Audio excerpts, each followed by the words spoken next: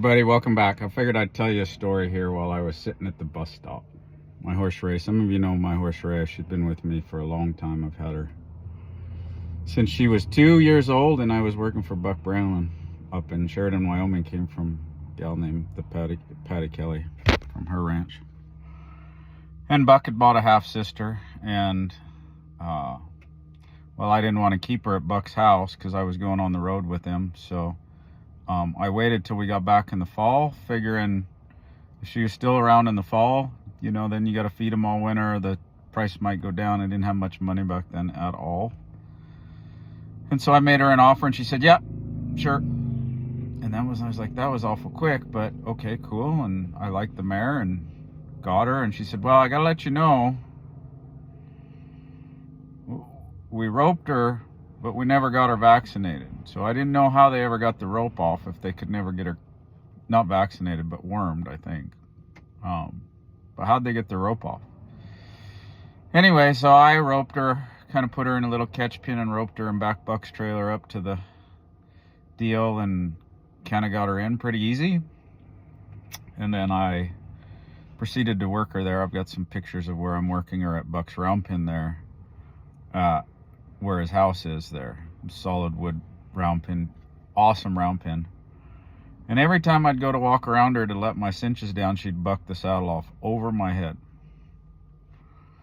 So I don't know, this must have happened 10, 12 times. She'd buck it off over my head. There's a little bit of snow and there's water on the ground and it's cold and I'm got my little gloves on. And finally I thought about like Bill Dorrance, where he used to use the flag to pick up his cinches, and I kind of got her okay about the flag, but then I'd hook the cinches with my flag and I let them down so I didn't have to change sides there, and I got her cinched up, and I mean, she did buck, and I got pictures of the stirrups just clicking above her back. She's bucking so hard. And yeah, I did some groundwork. I had to halter break her enough to get her good to load because my dad was bringing me a trailer, because I didn't bring a trailer from Arizona up to Wyoming. So I had to work her anyways. I figured I might as well saddle her while I was halter breaking her. And I worked her 2 or 3 times, got her good to load. Hauled her home, and yeah, so the first ride on her was incredible. Probably the best ride I've ever rode a horse to this day. And I mean, just things clicked, and I was on top of it and ahead of it, and just feeling on top of the world.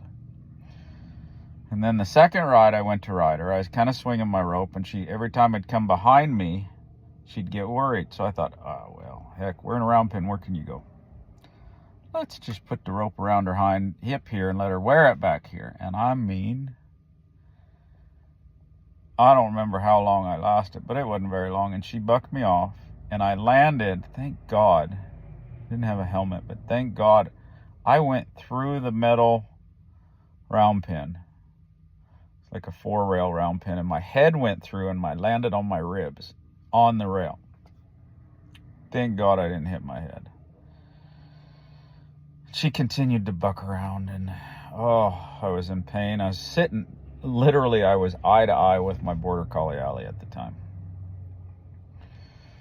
Well, I was in such pain. I went to the house, grabbed some Vicodin and a few shots, and my girlfriend at the time was, you got to go to the doctor. I got to go to the doctor. I got to get my saddle off. And I didn't know how. I couldn't hardly lift my arms high enough to put a halter on her. So I did the best I could to unsaddle her and flopped it off in the middle of the round pin. And then I just kind of herded her back to the stall.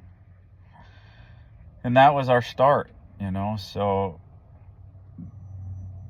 she could buck. And one time, man, I was so frustrated.